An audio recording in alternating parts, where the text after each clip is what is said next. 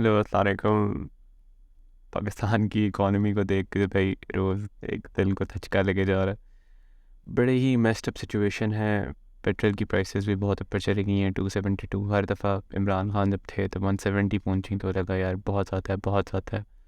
Affordability में नहीं आएगा। फिर थोड़ी देर वहाँ पे कंसिस्टेंट रही, फिर उसके बाद दोबारा वो इंक्रीज़ हो गई। इंक्रीज़ होके वो मिफ्ता साहब के टाइम पे 248 तक चली गई, 248 250 पे चली गई। तो फिर एकदम से दिल बंद होना शुरू हो गया। फिर वो डिक्रीज़ हो के 215 तक आई और फिर कुछ दिनों में इतने बड़े बड़े इंक्रीज़ के साथ 215 से 250, फिर 250 से 272। तो समझ कहीं नहीं आ रहा कि क्या हिसाब किताब होना चाहिए, किस तरह मतलब कि सर्वाइव करेंगे। बड़ी मतलब क्या है, परेशान सिचुएशन है। तो कुछ कुछ समझ नहीं आ रहा। जॉब्स की सिचुएशन देखें तो जॉब्स की सिचुएशन भी मेस्ड अप है। जो तनख्वाहें हैं, स्टार्टिंग जो सैलरीज मिल रही हैं वो 20,000 25,000, बहुत हो गया 35,000 तक मिल जाती हैं। बट कोई बहुत अच्छी सैलरीज भी नहीं मिल रही। तो आगे भी जो यूथ है उसका समझ नहीं आ रहा कि वो किस तरह सर्वाइव करेगी। आधे से ज़्यादा लोग तो प्रेफर यही कर रहे हैं कि वो मुल्क से बाहर जा रहे हैं। बट खैर, बाहर जाके भी कोई बहुत सिचुएशन ईजी नहीं होती। आप इस कंट्री में जहाँ आप इतने अरसे से रह रहे हो, यहाँ अपने आप को इस्टेब्लिश नहीं कर सकते, तो बिल्कुल ही स्टार्ट से किसी और जगह और फिर वहाँ से अपने आप को इस्टेब्लिश करना वो भी बड़ा मुश्किल काम होता है। दूर के डोल जो हैं वो काफ़ी सुहाने लगते हैं, बट खैर अपनी फैमिली को छोड़ना, सारा कुछ छोड़ना और बिल्कुल ही एक न्यू इन्वायरमेंट में चले जाना, ये बहुत ही मुश्किल काम है। अभी मैं न्यूज़ देख रहा था। न्यूज़ में हर तरह के जो हीलिक्स फॉर्च्यूनर्स की जो कंपैरिजन है इन टर्म्स ऑफ ऑल्टो, यानी फॉर्च्यूनर्स और हीलिक्स ज़्यादा खरीदी गई हैं इन टर्म्स ऑफ जो सुजुकी की ऑल्टो शॉल्ट है। तो आपको उस स्टार्ट से अंदाज़ा लग रहा होता है कि कितनी ज़्यादा डिस्क्रिमिनेशन जो है वो इंक्रीज़ हो जा रही है। जो डिफरेंस है अमीर और गरीब का कितना ज़्यादा इंक्रीज़ हो जा रहा है। गरीब जो है वो गरीब से गरीब तर हुआ जा रहा है और अमीर अमीर से अमीर तर हुआ जा रहा है। हमारे इधर रेंज में ऑल्टो नहीं आती। लोग मतलब कि इस महंगाई के दौर में भी आप देखें, लोगों की इनकम से कोई फ़र्क नहीं पहुंचा।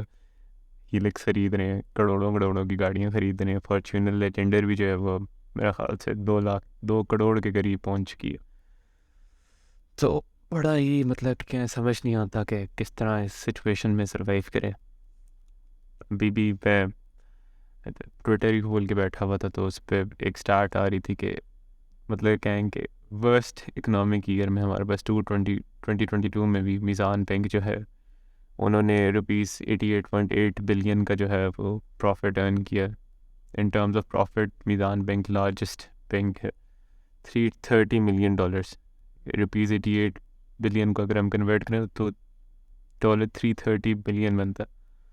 और अर्निंग्स आफ्टर टैक्स जो है वो ₹44.9 billion, which is $169.4 million.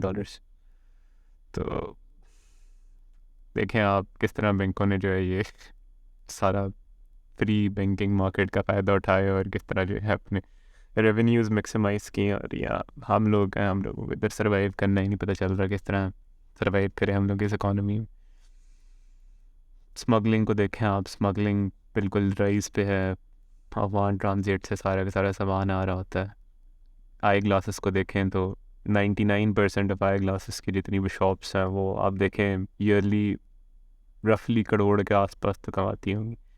But अगर आप टोटल इंपोर्ट देखें तो सारी की सारी ग्लासेस की, चाहे वो स्पेक्टिकल्स, गॉगल्स, सन ग्लासेस या नॉर्मल ग्लासेस हो, उनकी कंबाइंड जो इंपोर्ट है वो 54.62 करोड़ है।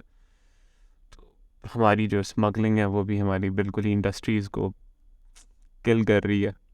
बड़ा ही अब जीएसटी भी जो है वो 17 से 18% पे कर दिया गया और लग्जरीज़ पे 17 से 25 पे कर दिया गया।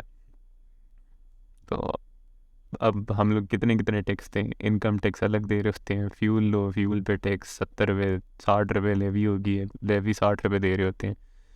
फिर उसके बाद टोल टैक्स दे रहे होते हैं, हर जगह जाओ टैक्स ही टैक्स दे रहे होते हैं। तो मतलब कि अजीब ही सारा का सारा आपने आवाम पे ही बोझ डाला हुआ है। आप इंडस्ट्रीज़ पे या मतलब कि इन लोगों पर टैक्स भी लगाते हैं, वो भी आगे फर्दर ट्रांसलेट होकर आवाम के ऊपर चला जाता है। चीज़ों की प्राइसेस बहुत महंगी हो जाती हैं। होंडा को देख लें, आज 1,34,000 रुपये की CD70 की बाइक हो चुकी है। तो बहुत ही शिटी सिचुएशंस है, लिटरली बहुत ही शिटी सिचुएशंस है। समझ नहीं आता कि किस तरह जो है सारा का सारा को सरवाइव किया जाए। आटे की कीमत देख लें आप, घी की कीमत देख लें, किसी भी चीज़ की कीमत देख लें, वो कहीं रुकने का नाम ही नहीं लेती, इंक्रीज़ पे इंक्रीज़ हो जा रही है। फिर आप उसके बाद आप इस तरह की न्यूज़ पढ़ोगे, FBR वो 400 मिलियन डॉलर्स जो आपको रेवेन्यू जनरेट, मतलब कि जो पैसे मिलेंगे वर्ल्ड बैंक से, उसमें से 155 लग्जरी व्हीकल्स जिनकी कीमत अराउंड 1.63 बिलियन रुपीज़ है, वो परचेज़ कर लिए। तो फिर आप सोचें आप अपना मत्था कहाँ मारे जाके, मतलब कि सारी की सारी आसाइशें जो हैं वो ख़ुद ले लेते हैं। हुकूमत को भी देखें, कोई अपने एक्सपेंडिचर्स पे कंट्रोल नहीं है, कुछ भी नहीं है, सारा का सारा बोझ पूरा का पूरा वहाँ पे मुसल्लत कर दिया जाता है। 10 महीने अनडिसाइसिवनेस की सिचुएशन थी। मिफ्ता का भी बस कहें जो टेन्योर था उस अजीब ही सा जा रहा था। खैर वो IMF की तरफ जा रहे थे, उधर थोड़ा सा आपको डिसाइसिव नेचर नज़र आ रही थी। IMF का वो माहिदा वापस से दोबारा से जो प्लान था वो शुरू कर रहे थे, फिर इसाक डार साहब आ गए। तो खैर वो कहें डूबते को तिनके का सहारा होता है, तो हम लोग यही सोच रहे थे कि इसाक डार आएंगे तो हमारी मैजिकली जो इकॉनमी है वो बहुत इम्प्रूव हो जाएगी। हम पता नहीं कहाँ पे चले जाएंगे, डॉलर मार्टी 200 से नीचे चला जाएगा। तो खैर वो ख्वाब भी टूट गया और एकदम से डॉलर जो है वो 275 280 तक भी चला गया था। खैर अभी मेरे ख्याल से 265 पर ट्रेड हो रहा है। बड़ी ही क्या है मुश्किल सिचुएशन है। हम लोग बस लड़ते रहते हैं जी, इमरान खान तो PMLN तो पीपल्स पार्टी PDM, भाई वो आम का कोई रिप्रेजेंटेटिव नहीं है, उन सारों को अपनी सियासत चमकानी है। हम लोग लिटरली अकेले हैं, कोई मिडिल क्लास की पार्टिसिपेशन नहीं है गवर्नमेंट के अंदर, कि कोई मिडिल क्लास की पार्टिसिपेशन हो, कुछ लोग जो हैं वो गरीबों का भी ख्याल रखें। ये लोग तो वो लोग हैं जिनको अ, मसलों का पता ही नहीं है कि क्या मसले हैं, इनसे आप पूछें, कीमतें भी पूछें, जो अशिया ज़रूरत है इन्हें वो भी नहीं पता होंगी।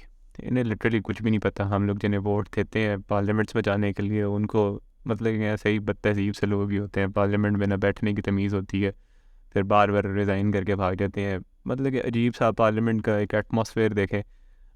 आपको कहीं से लगेगा नहीं कि पढ़े लिखे पे लोग बैठे हुए हैं और वो हमारी लेजिस्लेशंस और लॉज हमारे लिए बना रहे होते हैं। फिर ऐसे ऐसे लोग पार्लियामेंट्स में और गवर्नमेंट्स में होंगे तो फिर क्या हाल होगा हमारा। यही होगा जो अभी हो रहा है। तो बस अल्लाह ताला पे ही वो है कि भाई कोई मेरेकल हो जाए, कोई इकोनॉमिक सिचुएशन हमारी बेटर हो जाए। बाकी तो खैर किसी ने कोई कसर नहीं छोड़ी उसे डुबोने की। चले भाई, this is it from my side. एक तुक दरी दास्तान, एक मतलब कि नॉर्मल पर्सन की नॉर्मल पर्सपेक्टिव से अगर आप देखें, एक आम बंदे की पर्सपेक्टिव से देखें तो ये दास्तान है। सारे ही बड़े परेशान और टेंस्ड हैं। फिर अल्लाह रिज़्क़ देने वाला, अल्लाह बेहतर करेगा, कुछ ना कुछ तो हो ही जाएगा हमारा भी। चले भाई, see you in the next video, take care, अल्लाह हाफ़िज़।